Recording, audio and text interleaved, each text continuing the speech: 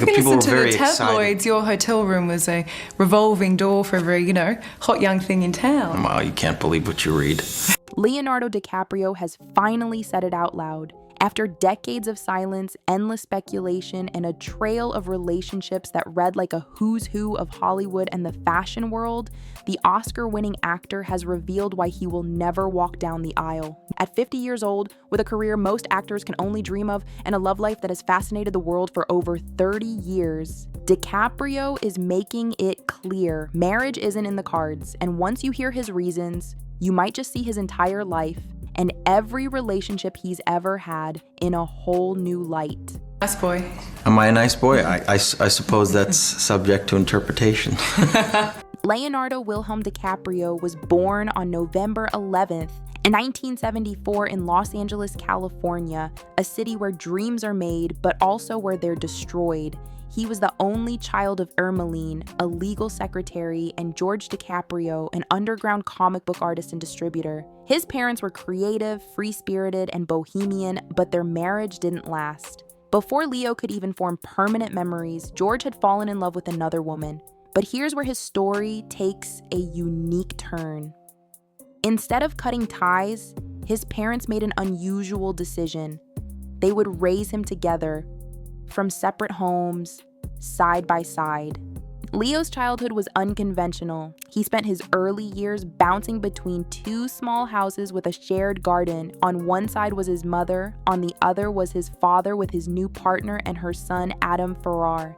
This patchwork family arrangement gave Leo an unusual, early understanding of love, one where separation didn't mean hatred and where forever didn't always mean marriage. Even as a child, he was learning that relationships can take many forms. Growing up, his life was far from glamorous. Despite living in the heart of Los Angeles, his neighborhood was tough, crime-ridden, and full of influences that could have pulled him in the wrong direction. His parents, though, nurtured his creativity. They filled his life with art, stories, and the idea that following your passion mattered more than following convention. Leo was a performer from the start. At just 2 years old, he danced at a festival and made strangers laugh and cheer. That rush of attention stuck with him. But the real turning point came when he watched his stepbrother Adam land a commercial and make $50,000 from a single job. That's when young Leo realized acting could change his life. It wasn't easy breaking in. He was told to change his name to Lenny Williams to sound more American. He refused. For over a year, he struggled to get an agent. But eventually, small commercials turned into TV roles. The New Lassie, Santa Barbara, Parenthood, and finally, his first film, Critters 3. By 1993, he was no longer just another Hollywood hopeful. His role in this boy's life alongside Robert De Niro made critics take notice. And when What's Eating Gilbert Grape came out later that year, DiCaprio stunned the world with a performance so real and moving that it earned him his first Oscar nomination. The industry had a new rising star. In 1997, everything changed. Titanic wasn't just a movie, it was a cultural earthquake. As Jack Dawson, DiCaprio became the romantic hero of an entire generation. Overnight, he went from respected young actor to the most recognizable face in the world. Fans screamed his name. Paparazzi followed him everywhere. Magazines couldn't stop printing his photo. And here's where the problem began. Fame on that scale comes with a price. For DiCaprio, it meant every single relationship from that moment on would be public property. Every woman he spoke to was labeled a girlfriend. Every romantic connection was dissected. His private life stopped being private. And for someone who values control, that was a problem. From the late 90s onward, DiCaprio's dating history became a constant topic. Bridget Hall, Naomi Campbell, Kristen Zhang, Helena Christensen. Some of these were friendships, some brief flings, and some were real relationships, but all of them were put under the same relentless spotlight. Then came Gisele Bündchen. For 6 years, from 1999 to 2005, they were one of Hollywood's golden couples. They attended events together, traveled the world, and even campaigned for environmental causes side by side. But in her 2018 memoir, Gisele revealed why they ended. She wanted deeper change, a more meaningful life, and she felt DiCaprio wasn't ready to join her on that path. After Giselle came Bar Raffaelli, another long-term relationship lasting about 5 years. Again, it seemed serious. Again, the world speculated about marriage. And again, it ended quietly, without bitterness, but without a wedding. The years that followed were filled with more names: Blake Lively, Tony Garn, Kelly Rohrbach, Nina Agdal, and eventually Camilla Morrone. The relationship that lasted the longest in recent years, about 5 years in total. With each partner, the pattern was the same. The relationship would appear stable, marriage rumors would swirl, and then, as the public started to assume an engagement was coming, it ended. By the time DiCaprio reached his late 40s, people started to notice something else. None of his relationships had ever crossed a certain invisible line. He had dated women in their 20s and early 30s, but when the connection approached a level of permanence, moving in together, planning a wedding, starting a family, it seemed to fade away. Insiders have said for years that DiCaprio values freedom above all else. He doesn't want to feel locked into anything that might pull him away from his passion: acting. And if you look at his career, the evidence is clear.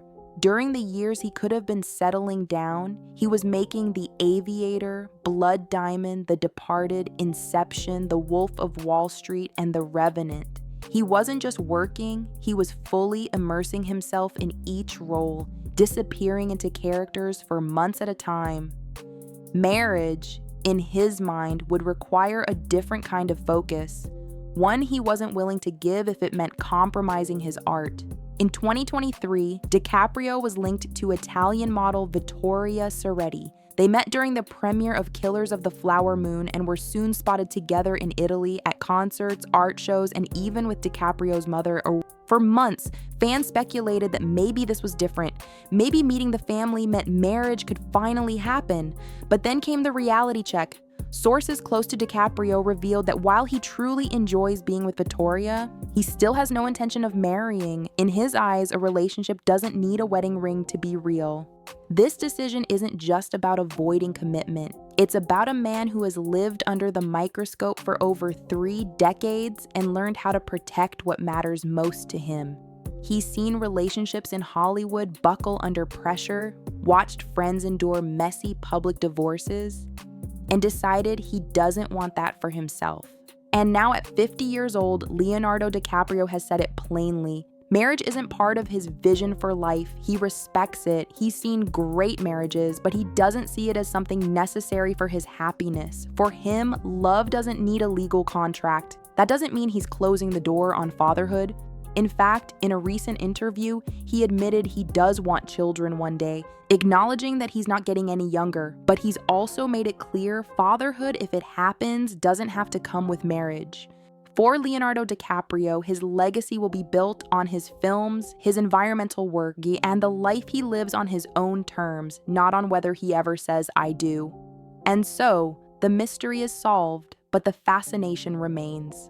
At 50, Leonardo DiCaprio has told the world why he'll never marry. And in doing so, he's reminded us that not everyone's happy ending looks the same. For him, the script he's writing doesn't end at the altar. It ends wherever he decides to fade to black. One thing that has rarely been discussed when people talk about Leonardo DiCaprio's personal life is just how relentless the Hollywood machine can be.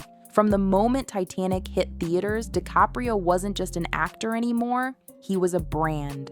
His face sold magazines, his name guaranteed headlines, and in the late 90s and early 2000s, that meant something very different than it does now. There was no Instagram to control your own narrative, no YouTube interviews where you could speak directly to your fans. The tabloids were in charge. Every time DiCaprio was spotted at a restaurant, walking down the street, or attending an event, cameras were waiting. Any woman who appeared in a frame with him instantly became Leo's new flame, whether they had just met that night or had been friends for years. It didn't matter if the story was true. The public wanted a narrative and the media delivered. And it wasn't just annoying, it had consequences. Relationships were tested before they even began. Imagine going on a third date with someone and seeing your photo with them splashed across a magazine cover, complete with speculation about when you're getting engaged. For many of DiCaprio's girlfriends, that level of intrusion was a shock. For DiCaprio, it became normal. Over time, it's believed he built a kind of emotional armor, a way of keeping things fun and private without allowing them to cross into the territory that would invite even more scrutiny. DiCaprio's career choices have also played a massive role in why marriage has never fit into his life. Unlike many actors who take roles primarily for box office appeal, DiCaprio often chooses projects that require total immersion. When he filmed The Revenant, he spent months in freezing wilderness, living in brutal conditions to capture the realism of his character's survival story. While other actors might balance filming with home life, DiCaprio tends to vanish completely into his roles. Friends have said that during these intense shoots, he's unreachable, almost living as his character until filming wraps. And that's not just a one-off. The Aviator required him to dive deep into the mind of Howard Hughes, a man plagued by obsessive-compulsive disorder. Blood Diamond meant months in Africa learning the political and social realities behind the diamond trade. The Wolf of Wall Street was a non-stop, high-octane performance that demanded every ounce of energy he had. Marriage, in his eyes, isn't something you can turn on and off. And in the world he lives in, where months away from home is standard, he's always felt it would be unfair to make promises he couldn't keep.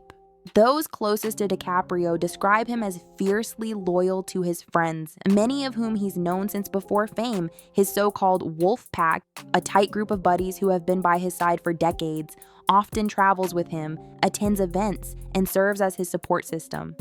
This inner circle is a big part of why he has never felt the void many assume comes with staying single. While most people look to a spouse for emotional support and companionship, DiCaprio has that in his lifelong friends. They celebrate his wins, keep him grounded during the chaos, and offer a kind of stability that most actors lose once fame hits. Some insiders even believe this dynamic has made traditional marriage less appealing to him. He's never had to worry about being alone. His circle has been consistent, loyal, and, most importantly, drama-free compared to the roller coaster of high-profile romances.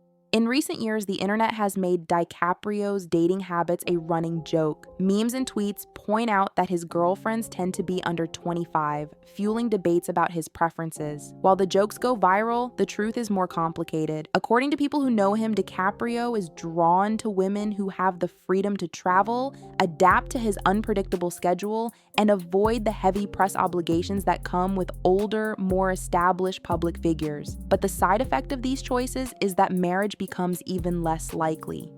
If both people are at very different life stages, one still building their career, the other at the peak of theirs, the idea of settling down often doesn't align.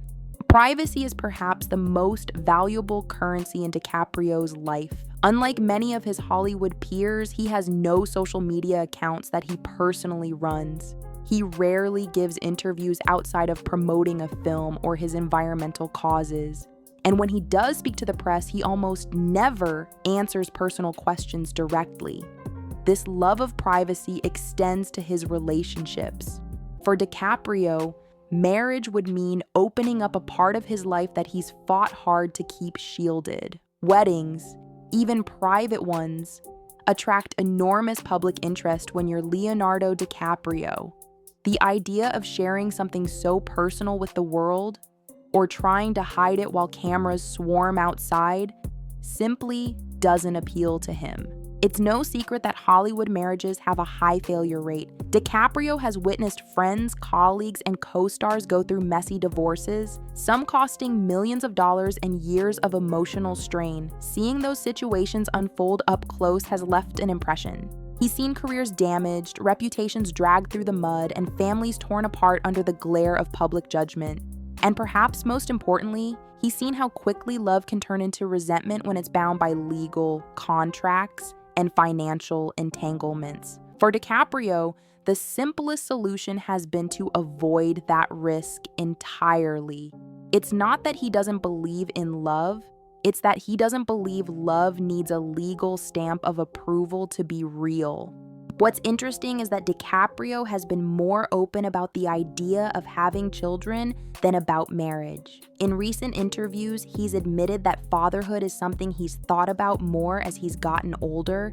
He's acknowledged that time isn't on his side, and that the idea of passing on his values, creativity, and worldview appeals to him. But even here, marriage isn't part of the plan.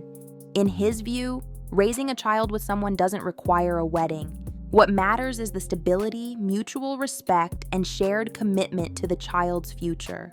There's another piece to the puzzle: DiCaprio's deep involvement in environmental activism, running the Leonardo DiCaprio Foundation, speaking at the United Nations, producing documentaries on climate change. These are not side hobbies. They're passions that take up a huge portion of his time and energy. Maintaining a marriage while also dedicating yourself to saving the planet, traveling to remote regions, and constantly attending global events would be a challenge for anyone. For DiCaprio, it's another factor that tips the scale away from traditional domestic life. So where does that leave him? At 50, Leonardo DiCaprio shows no signs of slowing down. He's still headlining major films, still traveling the world, still using his influence to promote causes he believes in. His current relationship with Vittoria Soretti may last for years, or it may end as quietly as the others. But one thing insiders are sure of: the absence of a wedding ring won't define the success or failure of his love life. For DiCaprio, the true measure of a relationship is how it feels day to day, not how it looks in the eyes of the law, and maybe that's the real lesson here. Not everyone needs the same milestones to feel fulfilled.